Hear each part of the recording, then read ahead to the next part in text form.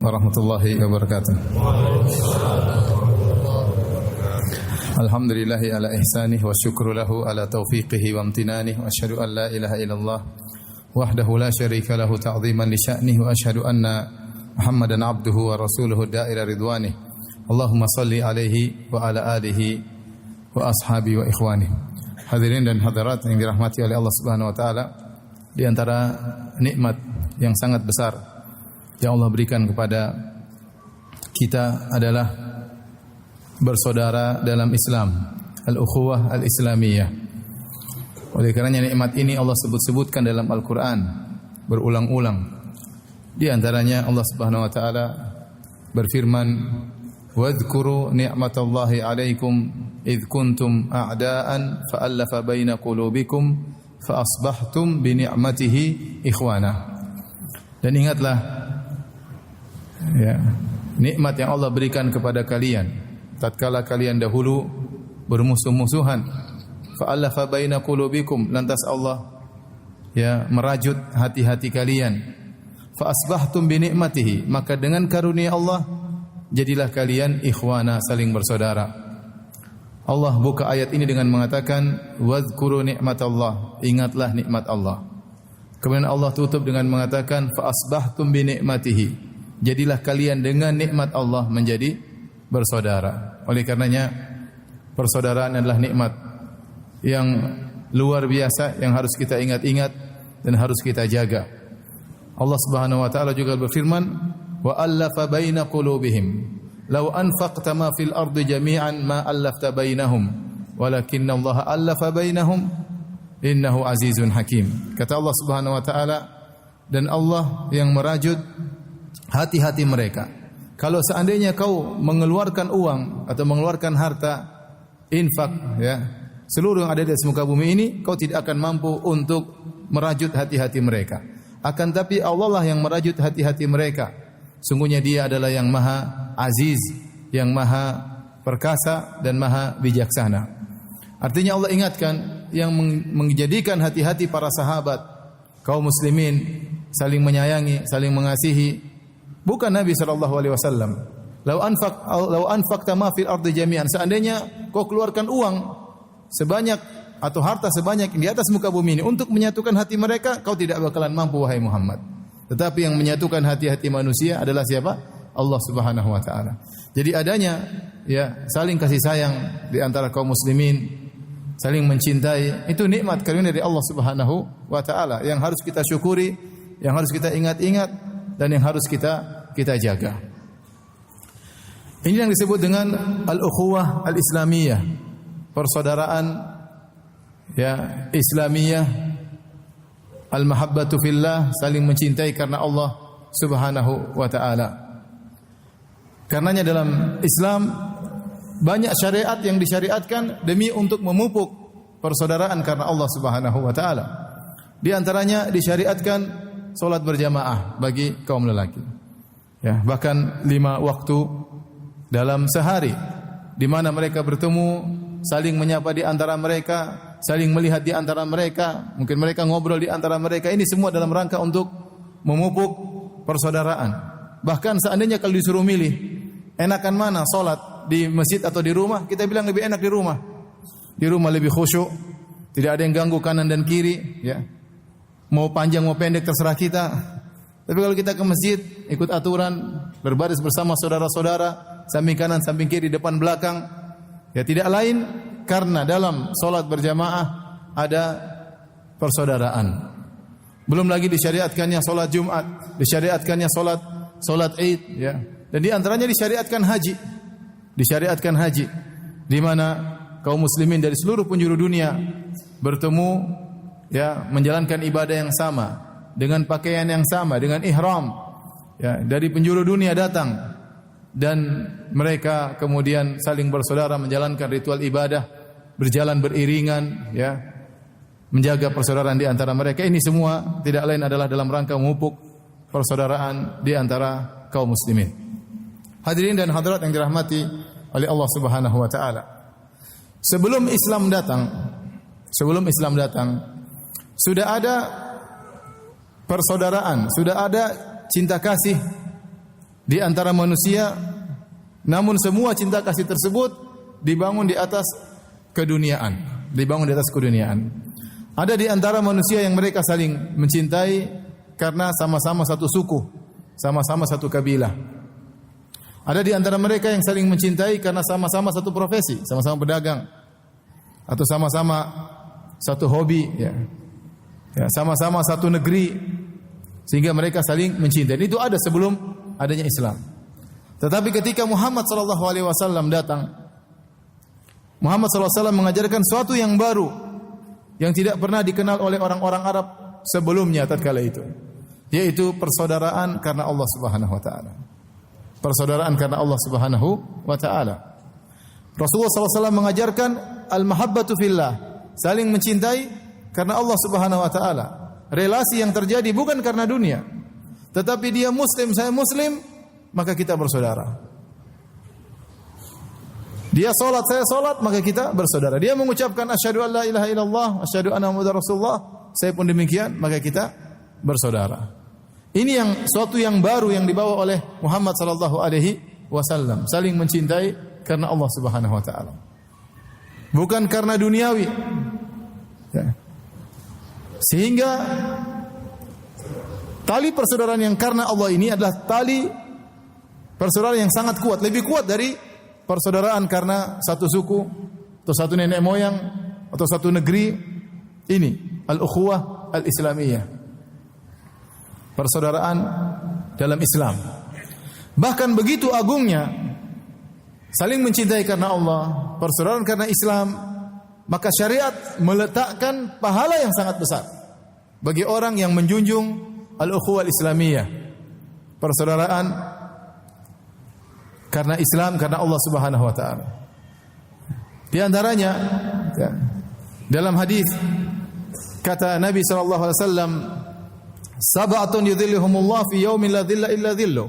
7 golongan yang akan Allah naungi pada hari kiamat kelak, di mana tidak ada naungan kecuali naungan Allah Subhanahu wa taala. Itu tatkala matahari jaraknya 1 mil, orang-orang dibangkitkan di atas padang mahsyar dengan panas yang sangat terik, keringat bercucuran dengan luar biasa. Ada 7 golongan yang dinaungi oleh Allah Subhanahu wa taala. Nabi sebutkan rajulani tahabba fillah, ijtama alaihi wa tafarraqa alaihi. Di antara 7 golongan tersebut, dan 7 golongan tersebut semuanya orang-orang hebat, di antaranya 2 orang yang saling mencintai karena Allah. Mereka bertemu karena Allah dan mereka berpisah karena Allah. Ini adalah ganjaran yang sangat agung, di mana mereka berdua menjalin persaudaraan ukhuwah Islamiyah karena Allah, bukan karena dunia. Ya. Tetapi murni benar-benar karena dia beriman. Saya beriman, maka kita saling mencintai, saling tolong menolong, saling bahu membahu, saling menasihati. Kemudian juga seperti dalam hadis, tatkala hari kiamat kala Allah Subhanahu wa taala mengatakan, ainal mutahabuna bi jalali, al yauma udhilluhum fi yaumi, al yauma udhilluhum fi yaumin la dhilla illa dhilli. Kata Allah Subhanahu wa taala, pada hari kiamat kala, mana orang-orang yang saling mencintai karena aku. Maka pada hari ini, pada hari kiamat kala, aku akan menaungi mereka dalam naunganku yang tidak ada naungan kecuali naungan Allah Subhanahu wa taala. Naunganku, kata Allah Subhanahu wa taala. Bayangkan Allah mencari mereka. Allah mengatakan, ainal mutahabbuna bi jalali, mana orang-orang yang saling mencintai karena aku. Allah cari mereka, Allah sohorkan mereka, Allah pamerkan mereka di hadapan khalayak. Mereka inilah orang-orang yang mendukung ukhuwah Islamiyah, yang memperjuangkan ukhuwah Islamiyah, persaudaraan karena Allah Subhanahu wa taala. Kemudian juga kata Allah dalam hadis qudsi, wajabat mahabbati lil mutazawirina fiyya, lil mutahabbina fiyya.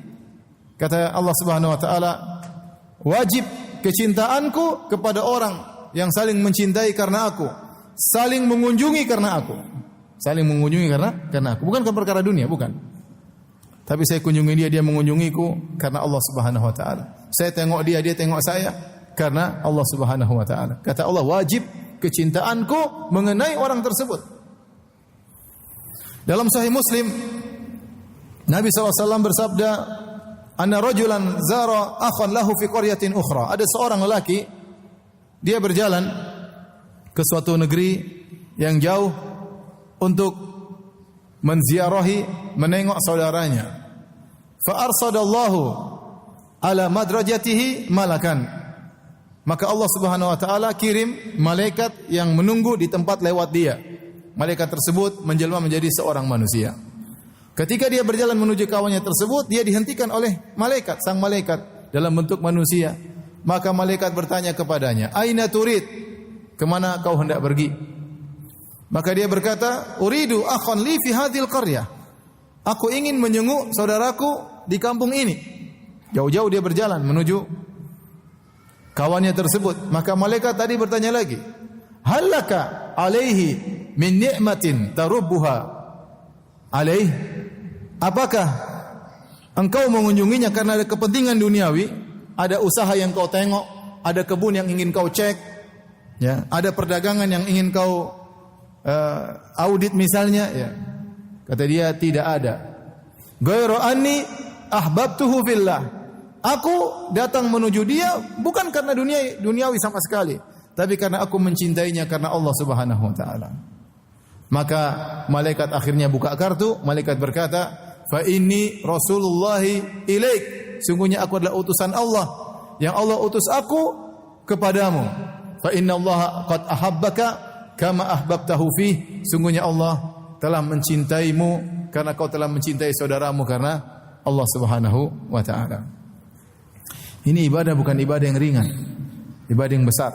Seorang menjalin ukhuwah Islamiyah karena Allah Subhanahu wa taala, mencintai saudaranya, menjenguk saudaranya, ya. Karena apa? Karena Allah Subhanahu wa taala, bukan karena perkara duniawi sama sekali, ya. Oleh karenanya para hadirin, seluruh perkara yang bisa mengantarkan kepada saling mencintai karena Allah, memupuk ukhuwah Islamiyah, semuanya disyariatkan. Semuanya disyariatkan. Dan semua perkara yang bisa memutuskan ukhuwah Islamiyah, bisa merenggangkan kecintaan di antara kaum muslimin, semuanya diharamkan. Semuanya diharamkan. Kita mulai, ya. Semua perkara yang bisa memupuk saling mencintai karena Allah, tali persaudaraan, maka semuanya disyariatkan. Contoh, disyariatkan untuk saling memberi hadiah. Kata Nabi SAW, tahadu tahabu. Hendaknya kalian saling beri hadiah, maka kalian akan saling mencintai. Dan itu benar. Kalau ada orang kasih hadiah sama kita, kita cinta sama dia atau tidak? Cintalah, apalagi hadiahnya besar, ya. Manusiawi, ya. Ya. Ya. Kata seorang penyair, ahsin ilan nasi tasta'bid qulubahumu fatalama sta'badal ihsana al ihsanu. Kata seorang penyair, hendaklah berbuat baik kepada orang lain, niscaya kau akan menawan hatinya. Betapa kuat perbuatan baik menawan hati seseorang. Kalau kita kasih hadiah sama orang, dia pasti semakin cinta kepada kita. Dan ini dipraktikkan oleh Nabi sallallahu alaihi wasallam. Tatkala Safwan bin Umayyah bin Khalaf yang sangat benci kepada Nabi sallallahu alaihi wasallam, ya. Yang bapaknya Umayyah bin Khalaf, majikannya Bilal bin Rabah yang terbunuh setelah perang Badar, maka dia pun dendam kepada Nabi sallallahu alaihi wasallam, sang anak Safwan bin Umayyah bin Khalaf. Maka dia sangat benci kepada Nabi sallallahu alaihi wasallam. Tatkala Nabi sudah menaklukkan kota Mekah, semua orang sudah masuk Islam, dia masih tidak mau masuk Islam. Bahkan dia ingin kabur. Maka Nabi bilang, panggil dia, biar tinggal di Madinah atau di Mekah dan dia diberi keamanan. Tidak usah masuk Islam, tidak apa-apa. Dia tidak mau masuk Islam. Semua orang sudah masuk Islam, dia tidak mau.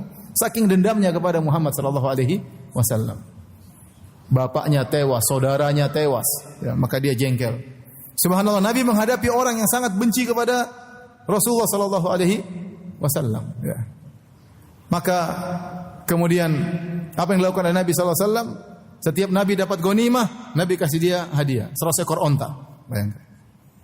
Kemudian Nabi dapat ghanimah lagi, Nabi kasih dia 100 ekor onta. Lama-lama dia kebenciannya berkurang, ya.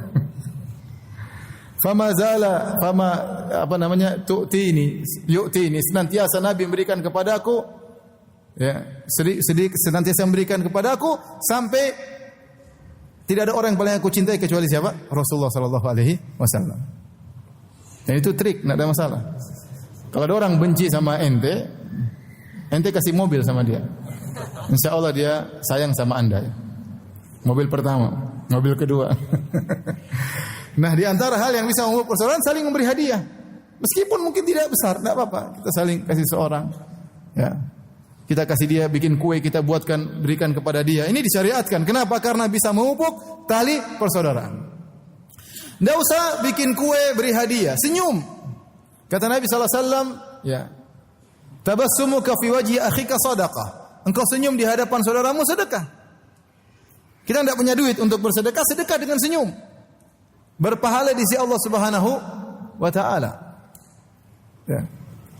Kata Nabi SAW, la tahkiranna minal ma'rufi syai'an walau an talqa akhaka biwajhin tariq. Jangan kalian meremehkan kebaikan apapun meskipun hanya sekedar tersenyum tatkala bertemu dengan saudara. Senyum saja itu karena ini bisa memupuk persaudaraan, maka berpahala di sisi Allah Subhanahu wa taala. Nabi SAW bersabda, "Ma min muslimain yaltaqiyan fayatasafahan illa ghufira lahuma qabla an yaftariqa." Atau kama qala Nabi sallallahu alaihi wasallam. Kata Nabi sallallahu alaihi wasallam, tidak ada dua orang muslim saling bertemu kemudian mereka berdua berjabat tangan kecuali diampuni dosa-dosa mereka berdua sebelum mereka berpisah. Bayangkan, Allah pasang pahala besar, diampuni dosa-dosa. Kenapa? Karena saling menyentuh, berjabat tangan. Ini memupuk persaudaraan. Makanya kalau kita beda antara kita ketemu orang, kita cuma bilang Assalamualaikum, dapat pahala. Lebih lagi kalau kita jabat tangan dia, Assalamualaikum warahmatullahi. Apalagi kalau kita peluk, sentuhan tubuh ini menambah kasih sayang yang luar biasa. Yang tadinya ada suudzon, berburuk sangka, maka berguguran. Dan itu diinginkan oleh syariat. Karena iblis ingin memecah belah di antara kaum muslimin. Maka dengan salam, dengan senyuman, dengan sentuhan, ini memupuk rasa persaudaraan, maka disyariatkan dalam Islam. Salam juga demikian, kata Nabi sallallahu alaihi wasallam, la tadkhulul jannata hatta tu'minu. Kalian tidak bakalan masuk surga sampai kalian beriman. Wala tu'minu hatta tahabu, dan kalian tidak akan beriman sampai kalian saling mencintai. Awala adullukum ala syai'in idza fa'altumuhu tahabbtum. Maukah aku tunjukkan kepada kalian tentang suatu perkara, jika kalian kerjakan kalian akan saling mencintai? Afshus salama bainakum. Tebarkanlah salam di antara kalian. Semua orang, Assalamualaikum, Assalamualaikum, Assalamualaikum. Waktu Nabi ditanya, ayul Islam khair, dalam Sahih Bukhari dan Sahih Muslim, ya Rasulullah, Islam apa yang terbaik? Kata Rasulullah SAW, tut'imut ta'am. Kau beri makan kepada fakir miskin. Wa anta qra'as salam ala man ta'rif wa ala man lam ta'rif. Dan kau mengucapkan salam kepada orang yang kau kenal dan orang yang kau tidak kenal. Ibadah yang agung. Kenapa? Menebarkan salam, menumbuhkan kasih sayang, saling mencintai di antara kaum muslimin. Pokoknya semua perkara yang bisa menimbulkan kasih sayang, saling mencintai di antara kaum muslimin, di antara kaum muslimat, maka semuanya disyariatkan dalam Islam, dan bahkan Islam meletakkan pahala yang besar. Oleh karenanya cita-cita Nabi SAW apa?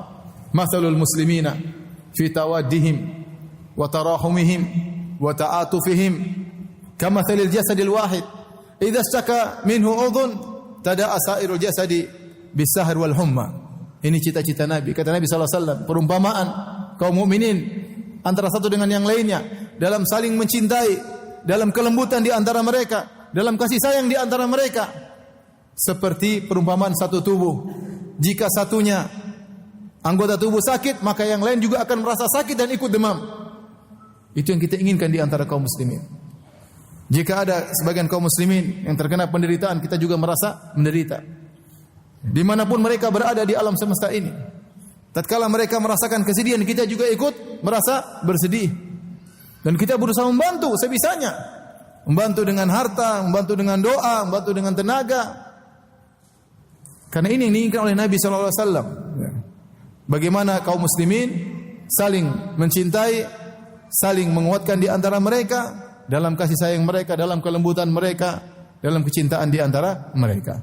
Maka segala perkara yang bisa mengantarkan untuk bisa saling mencintai di antara kaum muslimin, maka semuanya disyariatkan. Sebaliknya hadirin dan hadirat yang dirahmati oleh Allah Subhanahu wa taala, seluruh perkara yang bisa merenggangkan ukhuwah Islamiyah, semuanya diharamkan. Semuanya diharamkan. Tadi kita sudah dengarkan lantunan ayat Al-Quran yang indah dari imam kita ya. Tatkala Allah berfirman, innamal mu'minuna ikhwah. Ini kaidah. Sungguhnya kaum mukminin apa bersaudara. Fa aslihu baina akhawaykum. Kalau ada yang bertengkar, damaikan. Karena semuanya bersaudara. Ya. Kemudian kata Allah Subhanahu wa taala, ya ayyuhalladzina amanu la yaskhar qaumun min qaumin asa an yakunu khairan minhum. Maka mulailah Allah sebutkan semua perkara-perkara yang diharamkan karena bisa merenggangkan persaudaraan. Allah sudah buka dengan mengatakan innamal mu'minuna ikhwah. Sungguhnya kaum mukminin bersaudara. Kemudian Allah sebutkan kalau ada pertikaian hendaknya didamaikan. Kemudian Allah sebutkan perkara-perkara yang diharamkan karena semua ini bisa merusak tali persaudaraan. Kata Allah, la yaskhar qaumun min qaumin asa an yakunu khairan minhum. Janganlah sebagian kaum mengejek kaum yang lain. Bisa jadi yang diejek lebih baik daripada yang mengejek. Kemudian Allah khususkan, wala nisaun min nisa'in asa an yakunna khairan minhun. Bisa jadi dan jangan sebagian wanita, sekelompok wanita mengejek sekelompok wanita yang lain. Bisa jadi yang diejek lebih baik daripada yang mengejek. Allah sebutkan kaum min secara umum, Allah khususkan para wanita. Sebagian ulama mengatakan karena ejekan di kalangan para wanita lebih banyak daripada di kalangan lelaki. Karena para wanita kalau ingin ngejek yang lainnya bahannya banyak ya. Bahan untuk ngejek banyak. Lihat HP teman kurang bagus bisa jadi bahan ejekan. Lihat dompetnya kurang bagus bisa jadi bahan ejekan. Lihat sepatunya kurang bagus jadi bahan ejekan. Main ke rumah teman, lihat kotor sedikit bisa jadi bahan ejekan. Lihat anak teman agak kotor sedikit bisa jadi bahan ejekan. Lihat suami teman kurang ganteng sedikit bisa jadi bahan ejekan. Semua bisa jadi bahan ejekan bagi ibu-ibu. Apalagi ibu-ibu zaman now ya. Maka sebenarnya mengatakan dikhususkan penyebutan wanita karena ejekan di antara mereka lebih kuat daripada di kalangan para lelaki. Semuanya diharamkan, tidak boleh ngejek di antara mereka. Kata Allah Subhanahu wa taala, "Wala talmizu anfusakum." Janganlah kalian ya mencibir diri kalian. Padahal jangan mencibir orang lain, tapi Allah tetap menggunakan dhamir kum, kalian. Seakan-akan kalau kita mencibir teman kita, kita mencibir diri sendiri. "Wala talmizu anfusakum." Jangan kalian mencibir diri kalian ya, padahal kan kita mencibir orang. Tetapi tatkala kita mencibir orang, kita mencibir sesama kaum muslimin seakan-akan mencibir diri sendiri. Ya, sekarang sudah terlalu banyak nyinyir-nyinyiran di antara kaum muslimin. Wala tanabazu bil alqab. Dan jangan bikin gelar-gelar yang buruk. Semua gelar-gelar di sekarang dibongkar sekarang. Yang ini beri gelar ini beri gelar ini. Sehingga akhirnya kondisi membuat kita terjerumus dalam hal ini sementara kita tidak merasa berdosa sama sekali. Kita menggelari si fulan dengan gelar tertentu, dia menggelari kita dengan gelar tertentu. Kita terjerumus tanpa kita sadari. Larangan-larangan Allah kita langgar seluruhnya tanpa kita sadari. Dan kita merasa tidak berdosa. Bahkan kita bisa merasa bangga, bisa mencibir mereka, bisa memberi gelar mereka dengan gelaran yang buruk. Padahal sama kaum muslimin. Apa hasilnya, ikhwan? Semua dilarang oleh Allah Subhanahu wa taala. Wala tanabazu bil alqab, bi'sal ismul fusuq ba'dal iman. Wa man lam yatub fa ulaika humudz zalimun. Allah sudah bertobat. Kata Allah yang mencibir, yang memberi gelar, fa man lam yatub, kalau dia tidak bertobat, fa ulaika humudz zalimun, maka dia termasuk orang-orang yang zalim. Zalim kata Allah Subhanahu wa taala. Kemudian Allah lanjutkan lagi, ya ayyuhalladzina amanu jtanibu katsiran minadh-dhann. Wahai orang-orang yang beriman, jauhilah kalian dari sifat zon, sering berburuk sangka. Inna ba'dadh-dhanni itsm. Sungguhnya sebagian persangkaan adalah dusta. Kata Nabi sallallahu alaihi wasallam, "Iyyakum wadh-dhann fa inna dhanna akdzabul hadits." Hati-hatilah kalian dengan persangkaan. Sungguhnya persangkaan itu adalah seburuk-buruk perkataan. Sedusta-dusta perkataan. Kenapa? Persangkaan lebih dusta daripada dusta yang jelas. Kata Nabi sallallahu alaihi wasallam, "Iyyakum wadh-dhann." Hati-hati kalian dengan persangkaan. Fa inna dhanna akdzabul hadits. Karena persangkaan itu seburuk-buruk kata dusta. Kata para ulama, padahal kalau orang berdusta jelas dusta. Tetapi kenapa persangkaan lebih dusta daripada kedustaan yang jelas? Karena kalau orang berdusta, dia ngerti dia berdusta. Tapi kalau dia berprasangka, dia merasa itu benar, padahal itu dusta. Maka kedustaan persangkaan lebih buruk daripada dusta yang murni. Saya ulangi. Kenapa Nabi mengatakan persangkaan lebih dusta daripada perkataan dusta? Karena kalau orang berdusta dengan dusta yang jelas, dia tahu dia sedang berdusta. Tapi tatkala dia mengikuti persangkaannya, dia menyangka persangkaannya itu benar, ternyata itu adalah apa? Dusta. Lebih berbahaya. Kata Allah Subhanahu wa taala, "Ya inna ba'dadh-dhanni itsm wa la tajassasu." Dan janganlah kalian tajassus, mencari-cari kesalahan orang lain dengan mengecek sana mengecek sini, lihat sana lihat sini. Dalam hadis kata Nabi sallallahu alaihi wasallam, "La tajassasu wa la tahassasu." Janganlah kalian mencari-cari kesalahan saudara kalian dengan melihat sana melihat sini, dengan bertanya sana bertanya sini, dengan ngecek sana ngecek sini. Tahassus dengan pendengaran, tajassus dengan penglihatan. Semuanya tidak boleh. Semua kita lakukan zaman sekarang ini. Kita mulai ngecek, masuk di akun orang, cari-cari kesalahannya. Kemudian kita screenshot, kemudian kita kasih komentar. Dan itu kita lakukan untuk perkara duniawi terkadang. Yang terkadang kita dapatkan, terkadang kita tidak dapatkan. Semua aturan Allah kita langgar. Pertikaian, permusuhan di sana sini, cibiran, hinaan, tuduhan, berlebihan daripada yang seharusnya, semua kita lakukan. Kata Allah Subhanahu wa taala, "Wala tajassasu, wala yaktab ba'dukum ba'dha." Dan janganlah sebagian kalian menggibah sebagian yang lain, menyebutkan keburukan saudaranya tanpa dia ketahui. Ayuhibbu ahadukum an ya'kula lahma akhihi maitan fakarihtumuh. Fattaqullah. Apakah sebagian kalian suka jika makan daging bangkai saudaranya? Tidak ada yang suka. Allah menamakan ghibah seperti makan bangkai daging saudara sendiri. Ini adalah penggambaran yang sangat jelek. Bayangkan kalau teman kita, teman pengajian, dia meninggal dunia, kemudian jasadnya dibiarkan tidak dikubur, kemudian jadi bangkai, bau, kemudian kita makan. Terkumpul perkara yang buruk. Pertama, bangkai tersebut sudah bau, terus kita makan. Yang kedua, bangkai tersebut bangkai saudara kita sendiri yang harusnya kita jaga, harusnya kita kubur, kita makan saudara kita. Dan itu terjadi di antara kita. Terkadang kita menggibah teman pengajian sendiri. Terkadang ibu-ibu menggibah teman pengajian sendiri. Yang lebih parah terkadang ikhwan-ikhwan menggibah ustadznya. Ustadznya yang dimakan. Dan itu terjadi. Saya katakan seluruh perkara yang bisa merusak ukhuwah Islamiyah semuanya haram. Semuanya haram. Makanya dalam hadis kata Nabi sallallahu alaihi wasallam, "La tajassasu wa la tanajashu wa la tabaghadu wa la tadabaru wa kunu ibadallahi ikhwana wa la yabi' ba'dukum ala bai'i akhihi wa la yakhtib ar-rajulu ala khitbati akhihi." Kata Nabi SAW, janganlah kalian tajassus, jangan kalian tadabaru, saling balik belakang, ketemu, ping, nggak bisa. Seperti kutub utara dengan kutub apa? Selatan. Nggak bisa ketemu melengos ya. Ini terjadi pada bapak-bapak, terjadi juga pada ibu-ibu. Rasulullah SAW melarang. Itu kondisi yang sangat buruk. Nabi SAW berkata, "La yahillu li muslimin an yahjura akhahu fawqa thalath, fayaltaqiyani, fayu'ridu hadha wa yu'ridu hadha, wa khairuhum alladhi yabda'u bis salam." Kata Nabi SAW, tidak halal bagi seorang muslim atau seorang wanita muslimah untuk memboikot saudaranya lebih dari 3 hari, tidak diajak ngomong. Kalau ketemu tidak disalami, dicuekin. Boleh 3 hari saja kata Nabi SAW. Kenapa? Karena jiwa untuk langsung memaafkan. Kalau orang salah sama kita, langsung kita maafkan berat. Tidak semua orang pemaaf. Maka Nabi mengizinkan untuk ngambek 3 hari. Tidak apa-apa. Ibu ngambek 3 hari tidak ada masalah. Bapak ngambek 3 hari tidak masalah. Lebih daripada itu haram hukumnya. Harus paksa diri untuk memutuskan ngambek-ngambek tersebut. Kata Nabi SAW, "La yahillu lil muslimin an yahjura akhahu fawqa salas." Tidak halal bagi seorang muslim untuk memboikot saudaranya lebih daripada 3 hari. Yaltaqiyani, mereka bertemu, fa yu'ridu hadha wa yuridu hadha, satu berpaling.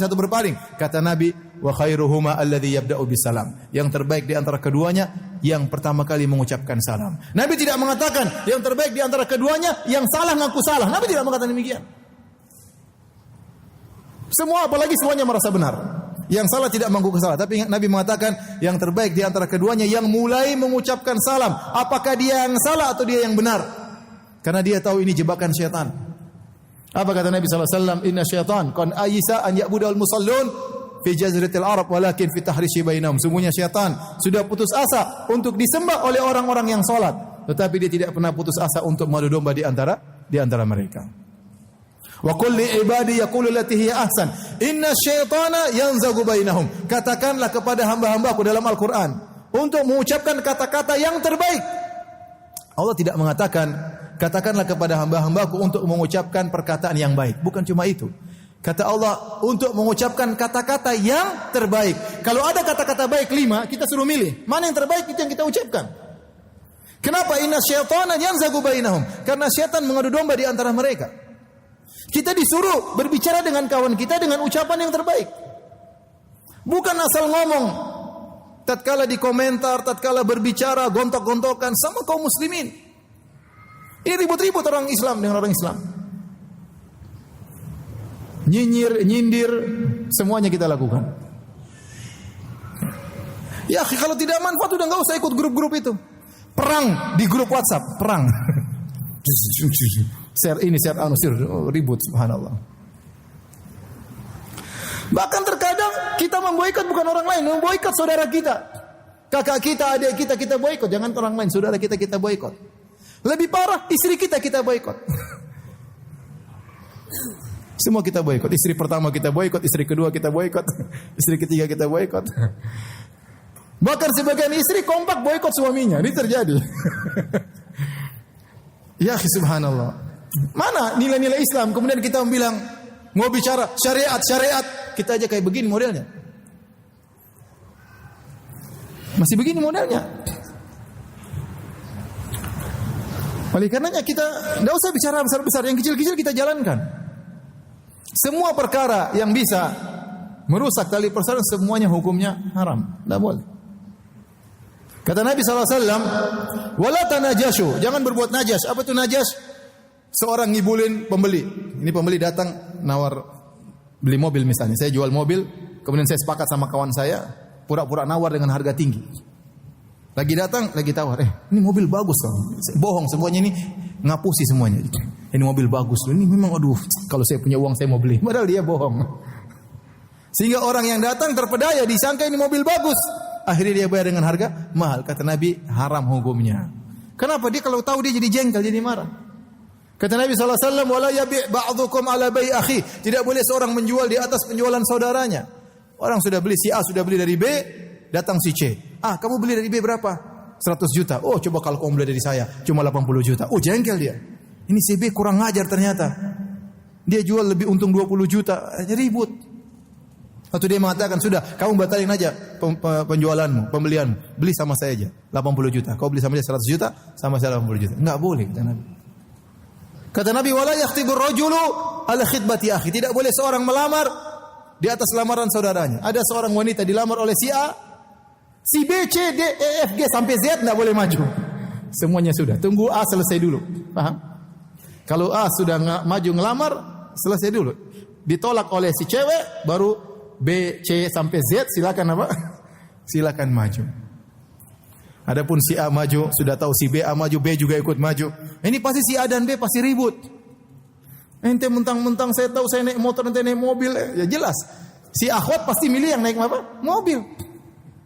Karena sudah tidak lagi cinta buta. Sekarang akhwat bisa membedakan mana mobil, mana motor ya. Tidak buta lagi ya. Oleh karenanya, ya, Nabi larang karena ini bisa merusak tali persaudaraan. Semua perkara yang bisa merusak persaudaraan semuanya diharamkan. Ghibah, namimah. Kata Nabi SAW, ala ukhbirukum bisyirarikum.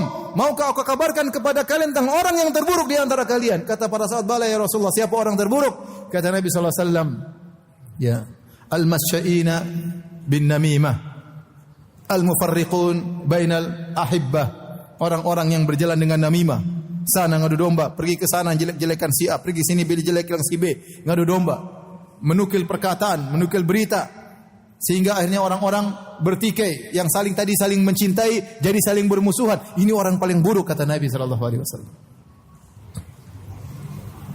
Ghibah, dosa besar bukan dosa kecil. Nabi SAW waktu Isra Mi'raj, Nabi SAW melihat kaum lahum azfarun min nuhas yakhmishuna ala wujuhihim. Nah, melihat sebagian orang disisa di neraka jahanam. Punya kuku dari metal, dari tembaga, kemudian dia mencakar-cakar wajah mereka. Nabi bertanya kepada malaikat Jibril, "Man haula'i ya Jibril?" Siapa mereka itu? Kata Jibril, "Haula'i alladzina ya'kuluna luhuman nas." Mereka adalah orang-orang yang tukang ghibah, yang makan daging saudara mereka. Ikhwan dan akhwat yang dirahmati oleh Allah Subhanahu wa taala. Begitu agung tali persaudaraan di antara kaum muslimin. Begitu agung saling mencintai karena Allah Subhanahu wa taala. Sampai-sampai syariat membolehkan bohong demi untuk persatuan. Kata Nabi sallallahu alaihi wasallam, "La yahilul kadhibu illa fi thalath." Tidak halal dusta kecuali pada 3 perkara. Yang pertama, fil harb, dalam peperangan boleh bohong. Ya. Misalnya seorang menggambarkan seakan-akan dia kuat, ternyata tidak kuat. Ya. Bilang tidak kuat, ternyata kuat. Mau pergi ke utara, bilang ngomong ke selatan, boleh, enggak jadi masalah. Dalam perang, enggak ada masalah. Ya. Ingat ya, ini perang beneran ya. Bukan perang suami lawan istri ya, enggak ya. Ini perang beneran ya. Maksudnya perang negara Islam lawan negara kafir boleh seperti itu. Perang antar negara boleh. Boleh bohong. Yang kedua, hadis rajul bimra'ati wa idil mar'ah ya bi zaujiha ya. Atau li zaujiha. Yang kedua adalah pembicaraan seorang wanita terhadap suami dan suami terhadap istrinya. Boleh bohong. Ya, ini bohong yang diperbolehkan karena memupuk cinta kasih di antara suami dan istri. Misalnya suami mengatakan, "Istriku, kamu adalah wanita tercantik di dunia," misalnya. Ini jelas bohong ya. 100% bohong. Istrinya pun tahu ini bohong, tapi dia, "Masa sih Mas? Masa sih Mas? Iya, kamu paling cantik di dunia ini." Kamu gombal Mas? Iya beneran, tapi dia senang digombal ya. Enggak ada masalah. Ini bohong yang diperbolehkan ya. Sama wanita kemudian juga berkata-kata manis di hadapan suaminya ya. "Mas, kamu luar biasa begini-begini." Tidak ada masalah. Ini bohong yang diperbolehkan karena menumbuhkan cinta kasih di antara suami dan istri. Yang ketiga, bohong untuk mendamaikan, li islahi dzatil bain, mendamaikan di antara dua yang bertikai. Bayangkan bohong itu dosa besar. Al mu'min la yakdzib, seorang mukmin tidak berdusta. Dusta itu ciri-ciri orang munafik. Idza haddatsa kadzaba, kalau dia berbicara dia dusta. Tidak boleh seorang mukmin berdusta. Apapun yang terjadi, dia harus jujur. Apapun yang terjadi. Makanya kata Allah Subhanahu wa taala, "Ya ayyuhalladzina amanu taqullaha wa kunu ma'as shadiqin." Wahai orang yang beriman, bertakwalah dan hendaknya kalian bersama orang-orang yang jujur. As-sidqu manja, jujur itu adalah keselamatan. Sebagian orang menyangka dustalah penyelamat. Tidak, kita katakan jujur itulah yang menyelamatkan. Tetapi ternyata boleh dusta kalau untuk mendamaikan, boleh. Ada si A dan si B bertikai sudah lama 2 tahun, tidak saling menyapa, saling gontong-gontokan. Maka kita bisa bohong, kita datang ke si A, "Wahai A, si B sekarang sering nyebut kamu. Kayaknya dia menyesal." Padahal tidak menyesal, padahal masih maki-maki. Boleh, kita datang ke si B, kita bilang lagi sama. Si A juga sering sebut-sebut kamu, seakan-akan dia menyesal. Kayaknya dia ingin undang kamu makan. "Oh, masa sih? Masa sih?" Iya benar. Demi Allah. Iya, demi Allah. Padahal bohong. Jadi saya masih ingat cerita, ada seorang syekh cerita bahwasanya dia ingin mendamaikan 2 orang. Dalam proses mendamaikan tersebut dia berbohong. Akhirnya salah seorang dari 2 orang ini berkata, "Ente kan bohong ingin mendamaikan kami." Ente bohong kan ingin mendamaikan kami. Dia tahu hadis, ya, ente bohong. Enggak saya enggak bohong. Bilang demi Allah. Akhirnya dia bilang demi Allah. Padahal dia bohong. Akhirnya dengan berat hati dia datang kepada Syekh bin Baz, kemudian dia tanya, "Ya Syekh, saya dipaksa untuk mengatakan demi Allah dan saya bersumpah." Kata Syekh, "Enggak apa-apa. Kalau suruh sumpah, ulangi lagi sumpahnya." Ya, karena memang dihalalkan untuk berbohong dalam rangka untuk apa? Mendamaikan. Antum bayangkan betapa syariat mengagungkan tali persaudaraan, cinta kasih di antara kaum muslimin, sampai bohong pun boleh demi untuk mendamaikan. Oleh karenanya kita jangan menyangka bahwasanya ibadah itu cuma baca Quran, cuma salat. Enggak ya ikhwan. Kita menjalin tali persaudaraan, kita senyum sama kawan, kita beri hadiah sama dia, kita salat berjamaah berdampingan di sama mereka, membantu mereka, ini semuanya ibadah. Ibadah yang pahalanya besar, yang Allah akan banggakan pada hari kiamat. Ainal mutahabbuna bi jalali. Mana orang-orang saling mencintai karena aku. Dan mulai detik ini kita mulai introspeksi diri. Saya ini bergaul dengan orang-orang terdekat saya karena Allah atau karena dunia? Kalau kita bergaul karena dunia tidak berdosa, tapi tidak dapat pahala. Saya gaul sama dia karena urusan bisnis, enggak ada masalah.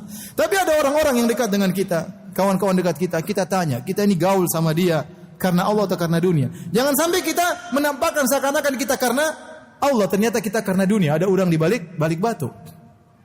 Jika kita ingin dapat pahala, maka kita harus benar-benar ikhlas bergaul dengan dia karena Allah. Ada urusan dakwah, ada urusan pengajian, ada urusan ngurus anak yatim, ya. Ada urusan ngurus fakir miskin, ada urusan untuk membantu para janda, ya. Janda tua maupun janda muda, ya, kita urus semuanya. Karena apa? Karena Allah. Karena Allah Subhanahu wa taala, maka tatkala itu relasi kita bernilai di sisi Allah Subhanahu wa taala sebagai suatu ibadah yang agung. Hadirin dan hadirat yang dirahmati oleh Allah Subhanahu wa taala. Ya. Namun perlu diingat bahwasanya persaudaraan di antara kaum muslimin memiliki konsekuensi. Ada konsekuensinya. Tidak kita mengatakan saya akhukum fillah, saya saudaramu karena Allah. Kita tidak mengatakan kita saling bersaudara karena Allah. Ini ucapan indah, ucapan yang sangat bernilai, ada konsekuensinya. Tidak hanya sekedar diucapkan, tidak hanya sekedar dielu-elukan, tidak hanya cuma ditaruh di baleho, tidak. Ini ucapan ada konsekuensinya. Kalau kita mengatakan kita bersaudara karena Allah, ada konsekuensinya. Konsekuensinya di antaranya harus saling membantu. Ta'awun 'alal birri wat taqwa. Kalau yang punya kelebihan harta bantu yang tidak mampu. Saling memikirkan di antara mereka. Ya, saling membantu di antara mereka. Ada konsekuensinya. Kata Nabi sallallahu alaihi wasallam, hakul muslim 'alal muslim, hak seorang muslim antara muslim yang lain. Ya. Kalau bertemu mengucapkan apa? Salam. Kalau minta dinasihati maka memberi nasihat. Kalau sakit maka fa'udhu, maka jenguklah. Kalau meninggal maka ikutilah mayatnya. Kalau diundang maka penuhilah apa? Undangannya. Ya. Nabi sallallahu alaihi wasallam mengatakan ada konsekuensi dari persaudaraan. Ada hak yang harus kita penuhi. Adapun kita mengaku bersaudara sama-sama salat di masjid, ada yang sakit tidak kita kunjungi, ada yang sulit tidak kita bantu. Apa konsekuensi dari perkataan saling mencintai karena Allah? Apa konsekuensi dari perkataan bersaudara karena Allah Subhanahu wa taala? Ada konsekuensinya persaudaraan tersebut. Kemudian yang perlu diingat juga, tatkala kita bersaudara karena Allah Subhanahu wa taala, terutama bersahabat karena Allah Subhanahu wa taala, tidak mengharuskan kita untuk mengetahui seluruh privasi sahabat kita. Ini poin yang perlu saya ingatkan terutama kepada ibu-ibu. Ya, karena ya kepo paling banyak di antara ibu-ibu. Bapak-bapak sih enggak terlalu kepo ya. Tapi yang paling banyak kepo di antara apa? Ibu-ibu. Ada juga bapak-bapak yang mirip ibu-ibu, ada juga. Tapi yang paling banyak ibu-ibu, kepo, pingin tahu. Kita punya kawan, tidak mesti kita tahu seluruh urusan dia. Kalau dia tidak cerita, enggak usah kita tanya-tanya. Kita punya kawan jalan bareng, makan bareng, pengajian bareng, ya.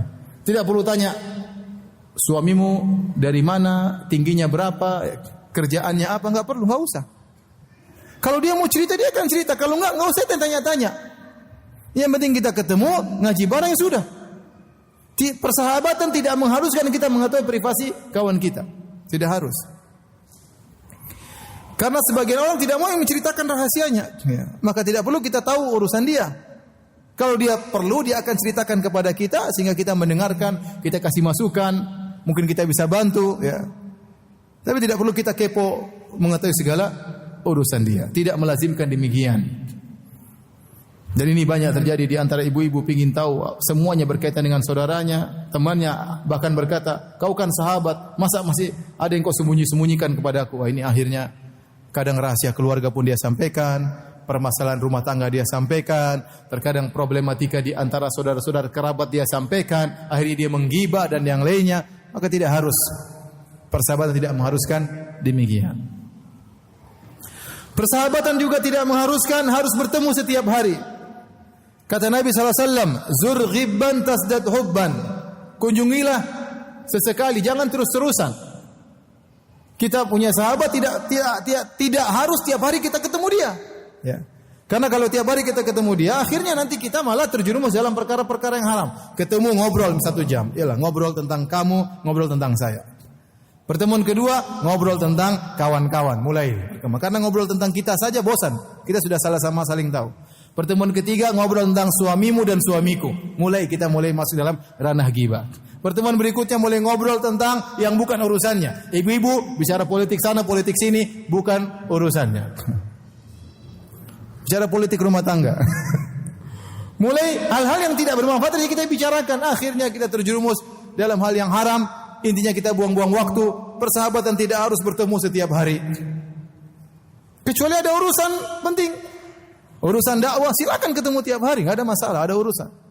Urusan membantu kaum muslimin ketemu tiap hari enggak ada masalah. Adapun teman ngobrol minum kopi tidak harus tiap hari. Kalau kita ketemu tiap hari akhirnya kapan ngobrol sama suami? Kapan ngobrol sama istri? Kapan ngurusin anak-anak? Waktu kita habis dengan teman kita terus. Enggak. Jadi persaudaraan karena Allah tidak mengharuskan harus bertemu setiap hari. Hadirin hadirat subhanahu wa ta'ala, ya. Inilah ya sedikit yang bisa sampaikan yang berkaitan dengan al-ukhuwah fillah, al-mahabbatu fillah, ya. Yang merupakan ibadah yang sangat agung. Saya ulangi lagi, ibadah bukan cuma baca Quran, bukan cuma salat malam, kita memupuk persaudaraan karena Allah juga merupakan ibadah. Bahkan tadi telah saya singgung bahwasanya banyak hal-hal yang disyariatkan oleh Allah dalam rangka untuk memupuk persaudaraan. Di antaranya adalah haji, ya. Di antaranya haji. Bahkan para ulama tatkala mendefinisikan haji yang mabrur, yaitu haji yang dikerjakan karena ikhlas karena Allah Subhanahu wa taala, ya. Dan yang dihaji tersebut dia melakukan albar atau albir, yaitu kebajikan. Karena haji mabrur diambil dari kalimat bir, yaitu apa? Kebajikan. Dia melakukan kebajikan dalam hajinya. Makanya di antaranya orang yang berhaji dilarang untuk berdebat. Kata Allah Subhanahu wa taala, "Faman farada fihinal hajja fala rafatha wala fusuqa wala jidala fil hajj." Barang siapa yang diwajibkan untuk haji pada bulan-bulan haji, maka tidak boleh dia berbuat rafas, tidak boleh berbuat maksiat antara dengan Allah Subhanahu wa taala, enggak boleh. Wala jidala fil hajj, dan jangan dia berdebat dalam haji karena bisa merenggangkan persaudaraan antara dia dengan jemaah haji yang lainnya. Kemudian Nabi SAW juga mengatakan, afdalul hajj al-ajju wasajju. Sebaik-baik haji adalah al-ajju wasajju, yaitu sebaik-baik haji adalah orang yang paling banyak bertalbiyah dalam hajinya. Labbaik Allahumma labbaik, labbaik la syarika laka labbaik, innal hamda wa ni'mata laka wal mulku la syarika lak. Semakin dia perbanyak talbiyah tersebut, semakin mabrur hajinya, dan semakin dia menyembelih banyak, maka semakin banyak, semakin afdal hajinya. Nabi SAW tatkala haji, beliau menyembelih 100 ekor onta. Dan itu dibagi-bagikan kepada kaum muslimin, ya. Ya. Maka kalau jemaah haji punya uang lebih, bukan cuma 1 ekor kambing. Kalau bisa 10 ekor apa? Kambing. Karena jemaah haji sebagian membeli kambing, cari kambing yang paling murah. Yang penting sah, ya. Kambingnya berapa? 300 real. Ada enggak yang 150 real? Ya, sampai saking murahnya cari kambing yang paling kecil. Sampai ada yang bertanya sama saya musim haji, "Ustaz, saya baru lihat kambing kami dipotong, tapi kecil sekali. Saya jadi ragu." Saya bilang sama dia, itu kambing atau bukan? Kambing. Tapi kecil sekali Ustaz, saya ragu. Itu kambing atau kucing? Kucing kali Ustaz, katanya. Jadi ini menunjukkan bahwasanya haji yang terbaik dia bukan cuma menjalin hubungannya dengan Allah Subhanahu wa taala, tapi bagaimana dia menjalin hubungan dengan sesama jemaah haji. Dia punya uang, dia bersedekah. Makanya kalau tanggal 9 hari Arafah banyak orang bersedekah. Saya pernah satu kali haji. Waktu itu saya wukuf di Masjid Namirah. Saya sama anak-anak sama istri. Kemudian cari makan karena kita bukan di tenda. Maka saya turun dari masjid, dari lantai 2, saya cari makan. Saya dapat makanan, orang jualan, terus ada orang kemudian keluarkan uang tebal begini. Kata dia, semua makan gratis. Masya Allah. Hari Arafah bersedekah luar biasa. Pakai kain ihram, bersedekah luar biasa. Ya. Berharap ridha Allah Subhanahu wa taala. Ini menjalin hubungan persatuan, saling mencintai di antara kaum muslimin. Saya kira ini saja yang saya sampaikan. Wallahu taala alam bisawab. Kalau ada yang bertanya, saya persilahkan. Wallahu taala alam bisawab.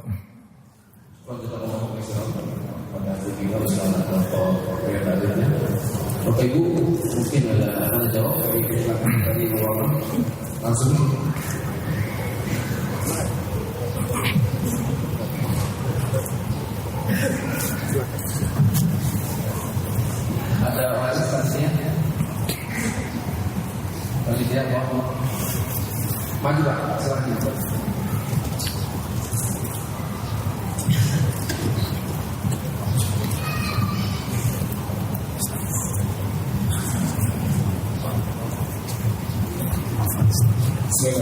Assalamualaikum warahmatullahi wabarakatuh. Waalaikumsalam warahmatullahi wabarakatuh. Terkait masalah ukhuwah, yang kita tahu kan di Indonesia ini banyak sekali ada sektor berormas-ormas. Bagaimana cara Ustaz menjaga ukhuwah Ustaz misalnya bertetangga?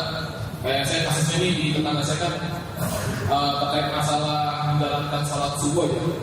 Pada saat itu biasanya melakukan bunut.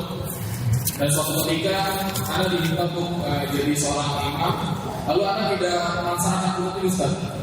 Cuma ya dapat kabar itu saya bisa berbincang dan oh ini Wahabi atau apa lagi Ustaz. Nah bagaimana cara mungkin Ustaz bisa kasih masukan ataupun dari kejadian Ustaz yang semoga bisa menginspirasikan saya untuk bisa menjadi ukhuwah. Terima kasih Ustaz. Assalamualaikum warahmatullahi wabarakatuh. Assalamualaikum warahmatullahi wabarakatuh. Sebelumnya saya ingatkan, ada yang saya luputkan bahwasanya al-ukhuwah al-islamiyah melazimkan untuk saling menasihati. Jarir bin Abdullah radhiyallahu ta'ala anhu berkata, "Bay'atu Rasulullah sallallahu alaihi wasallam ala iqamati shalah wa ita'iz zakah wa nush likulli muslim." Aku membaiat Nabi sallallahu alaihi wasallam, membaiat Nabi, mengambil janji setia kepada Nabi sallallahu alaihi wasallam untuk menegakkan salat, untuk membayar zakat dan untuk menasihati setiap muslim, untuk menasihati setiap muslim. Dan itulah pengamalan dari firman Allah Subhanahu wa taala, "Wal 'asr innal insana lafi khusr illa alladziina aamanu wa 'amilus shalihat wa tawassaw bil haqq wa tawassaw bis sabr." Sungguhnya demi masa semua manusia merugi kecuali orang yang beriman dan beramal saleh dan saling berwasiat dalam kebenaran, itu saling menasihati dan saling berwasiat dalam kesabaran. Jika saudara kita melakukan kemungkaran atau kesalahan, sebagai konsekuensi dari kita mencintainya, hendaknya kita menasihati. Jangan kita biarkan. Jangan sebaliknya kita berkata, kalau saya nasihati nanti kita ribut, mending saya enggak usah nasihati. Enggak, justru kita harus menasihati. Kalau Anda temannya, Anda nasihati, bukan membiarkan teman terjerumus dalam kesalahan, tetapi nasihati yang baik. Ya, nasihati yang baik. Kalau bisa 4 mata itu yang terbaik, ya. Ya. Maka konsekuensi dari persaudaraan adalah menegur, menasihati saudara jika terjerumus dalam kesalahan dan tidak membiarkannya. Makanya Nabi sallallahu alaihi wasallam mengatakan, "Unsur akhaka zaliman atau mazluman." Tolonglah saudaramu tatkala dia berbuat zalim atau tatkala dia dizalimi. Dia berbuat zalim, dia bermaksiat, kita tolong dia. Caranya kita ambil tangannya, kita nasihati dia, kita tegur dia dengan kata-kata yang bijak agar dia sadar. Oleh karenanya, ya, kalau ada saudara kita yang melakukan kesalahan, kita tegur, bukan kita biarkan. Saya ulangi, jangan kita yang sudah kita biarin aja. Yang penting kita bersatu. Ini persatuan yang salah seperti ini. Ukhuwah Islamiyah yang keliru. Kalau ada orang saudara kita menyuruh kepada kesyirikan, harus kita tegur, enggak boleh. Ada orang menyuruh kita kepada hal yang mungkar, kita tegur, enggak boleh. Demi untuk dia dan demi untuk saudara-saudara yang lain, jangan sampai terjerumus dalam kesalahan-kesalahan tersebut. Adapun yang ditanyakan oleh al-akh mengenai apa yang dia alami di kampungnya, masalah perihal kunut subuh, maka itu masalah khilafiyah. Masalah khilaf yang sangat kuat di kalangan para ulama. Ya, kalau kita berbicara tentang mazhab para ulama, mazhab fikih tentang kunut subuh, maka saya katakan mazhab Syafi'i kunut subuh hukumnya sunnah. Ya, bahkan di antara mereka mengatakan sunnah muakkadah. Kemudian di antaranya mazhab Malikiyah juga mengatakan kunut subuh hukumnya sunnah. Di antaranya mazhab Zahiriyah mengatakan hukum kunut subuh adalah sunnah. Adapun mazhab Imam Ahmad maka tidak sunnah. Sunnahnya tidak kunut, tapi tidak mengatakan kunut subuh adalah bid'ah. Adapun mazhab Hanafi maka mengatakan kunut subuh bid'ah. Sehingga bisa kita klasifikasikan menjadi 3 pendapat di kalangan para ulama. Yang pertama mengatakan kunut subuh adalah sunnah, itu adalah mazhab Maliki, mazhab Syafi'i dan mazhab Zahiri. Yang kedua mengatakan kunut subuh tidak sunnah tapi tidak bid'ah. Yang sunnah tidak kunut subuh, itu mazhab Hambali. Yang ketiga mengatakan kunut subuh bid'ah adalah mazhab Hanafi. Jadi kita tahu bahwasanya persoalan masalah khilafiyah. Ya. Oleh karena tidak perlu. Kalau ada yang berpendapat bid'ah ya sudah silakan. Yang berpendapat sunnah ya sudah. Nah, kalau kita salat kemudian jadi makmum, maka Imam Ahmad berfatwa kalau imamnya kunut subuh, kita ikut kunut subuh. Karena kita statusnya sebagai makmum. Demikian juga kalau imamnya tidak kunut subuh, ya kita jangan nekat kunut subuh. Seperti saya lihat banyak jemaah haji di Madinah, imamnya tidak kunut subuh, mereka nekat. Subhanallah. Imamnya tidak kunut subuh, dia kunut subuh sendirian. Ente aja jadi imam bilang. Jadi kita saling menghargai, itu masalah khilafiyah. Kita saling menghargai. Ini bukan masalah syirik tauhid, bukan. Ini masalah khilafiyah, masalah fikih. Nah, perlu kita terlalu berlebihan dalam hal ini, itu bisa memecah tali persaudaraan. Tugas kita menyampaikan, saya ustaz, saya punya tulis tentang masalah ini. Saya tuliskan, apa yang saya pilih itu hak saya. Tidak ada yang bisa paksa saya. Misalnya saya pilih bid'ah, terserah saya. Saya pilih ini sunnah, terserah saya. Ya. Yang lain tidak boleh maksakan. Ya. Kalau ada ustaz kita memilih bid'ah, ya sudah, itu pendapat dia. Ya. Tetapi jangan kemudian dijadikan sebagai sarana untuk berdebat, untuk ribut. Makanya saya katakan di antara hal yang menimbulkan perpecahan karena kebahlulan. Karena bahlul. Karena jahil. Tidak ngerti ini masalah apa? Khilafiyah. Sehingga harus debat-debat dalam masalah tersebut, ribut-ribut. Ya. Seakan-akan kalau tidak kunut subuh, tidak sah solatnya. Dan itu terjadi. Sebagian masyarakat kita kalau imamnya tidak kunut subuh, dianggap tidak sah, dia ulang solatnya. Ya, Imam Syafi'i tidak pernah mengatakan kunut subuh wajib. Apalagi rukun solat. Dia hanya mengatakan sunnah.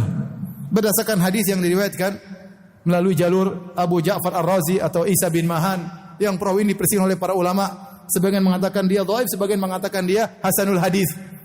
Bagi yang mengatakan dia rawinya saduq, maka dia hadisnya hasan. Bagi yang mengatakan dia dhaif, maka hadisnya dhaif. Khilaf di kalangan para ulama. Jadi kalau kita dituduh Wahabi, ya udah sabar ya. Dalam mempererat ukhuwah Islamiyah perlu kesabaran. Perlu apa? Kesabaran. Kalau antum, karena banyak orang tidak ngerti, antum tidak sedang tinggal di suatu masyarakat yang mereka semuanya ustaz, tidak. Sebagian mereka enggak ngerti bahwa sini, dan sebagian kita dapati ada orang provokator, masalah kecil dibesar-besarkan untuk membenci, dan itu terjadi. Contoh misalnya salat, bismillah besar atau tidak? Masalah khilaf. Bahkan Imam Malik mengatakan bismillah bukan daripada Al-Fatihah. Bahkan sebagian mereka mengatakan makruh baca bismillah. Ini khilaf kalau kita bicara khilaf. Yang benar baca bismillah sunnah. Tapi maksudnya kalau kita beberkan pendapat ulama, maka banyak pendapat. Saya pernah sholat, saya baca bismillah dengan sir. Bismillahirrahmanirrahim. Alhamdulillahirabbil alamin. Saya baca bismillah, cuma saya tidak bilang bismillahirrahmanirrahim, tidak. Saya cuma bilang bismillahirrahmanirrahim. Alhamdulillahirabbil alamin. Begitu saya salam, saya pulang ribut di masjid. Ulang sholat. Ini subhanallah, kita mau bagaimana? Kita bilang ente bahlul? Enggak mungkin. Ya udah kita ya sudahlah, mau diapain? Lama kelamaan nanti mungkin generasi berikutnya yang bahlul-bahlul sudah tiada, maka akan muncul orang-orang yang berwawasan sehingga bisa ngerti tentang masalah ini. Ya. Dan provokator ada, provokator ya sudah, itu lika-liku dalam kehidupan. Sabar ya akhi, saya tidak bicara tentang kaum muslimin. Kita saja hidup di suatu tempat bertetangga dengan orang-orang kafir, bukan orang Islam. Kita bisa menjalin kebersamaan. Bisa atau tidak? Bisa. Tetangga kita kafir, kita bisa senyum sama dia. Kita bisa kasih hadiah sama dia. Tetangga kita kafir. Apalagi tetangga kita selama muslim, mungkin beda aliran, taruhlah beda aliran. Kalau nasihati. Tapi tidak harus semuanya bertengkar, tidak harus saling ribut, tidak harus. Nasihat jalan terus. Kalau kita memandang kita itu mungkar, kita tulis, tidak ada masalah. Ya. Tegur, ini bahwa ini kemungkaran. Ya. Kalau sama orang kafir saja kita bisa senyum, bisa hidup berbarengan, apalagi sama kaum muslimin. Jadi maksud saya berikan sesuatu sesuai dengan porsinya, jangan berlebihan. Sudah, satu pertanyaan saja. Masih ada satu lagi. Ada satu lagi.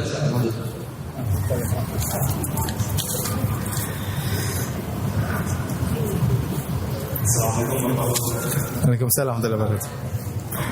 Pertanyaan yang menambah ukhuwah ya. Terkadang di suatu perusahaan itu ada satu orang dari pusat taruh ke perusahaan tersebut. Kemudian atasan-atasannya lagi, dua kali atasnya menanyakan, gimana kalau orang ini pusat atas ceritanya? Bagaimana orang ini kalau misalnya memimpin operasi di sini? Karena takutnya ketika orang ini pin, dia nggak tahu persis, dia akan kewalahan atau membuat suatu hal yang lebih besar lagi. Itu audit namanya. Bukan audit. Bukan. Di perusahaan, ya, perusahaan gas apa gitu. Mata-mata maksudnya. Dikatakan gas. Ya, sudah nonton bisa, tapi tujuan awalnya bukan itu. Tapi karena atas yang masjid, dia ingin memastikan dia pakai maksud menjelaskan teman-temannya untuk hal yang baik besar di temannya atau bagaimana satu masjid. Allah alam bisawab. Hukum asalnya tajasus, hukumnya haram kecuali ada maslahat yang besar, ya. Seperti tadi berkaitan dengan perusahaan, maka dia titip orang untuk melihat, menilai, dan itu boleh. Karena itu perusahaan-perusahaan milik dia. Dia boleh menilai para pekerjanya. Kalau pekerjaannya buruk dia boleh pecat, boleh. Ya, kalau pekerjaannya baik dia boleh kasih nilai sebagai prestasi misalnya, maka tidak jadi masalah. Tapi ada batasannya. Dia cukup menilai masalah pekerjaan. Jangan kemudian tajassus masalah istrinya, masalah anaknya, itu enggak boleh. Hanya berkaitan dengan masalah apa? Pekerjaan. Itu diperbolehkan insyaallah taala. Demikian saja kajian kita. Banyak pertanyaan tidak bisa saya jawab karena keterbatasan ilmu, bisa ditanyakan kepada ustaz-ustaz yang lain. Mohon maaf. Subhanakallah bihamdik asyhadu an la ilaha illa anta astaghfiruka wa atubu ilaik. Assalamualaikum warahmatullahi wabarakatuh.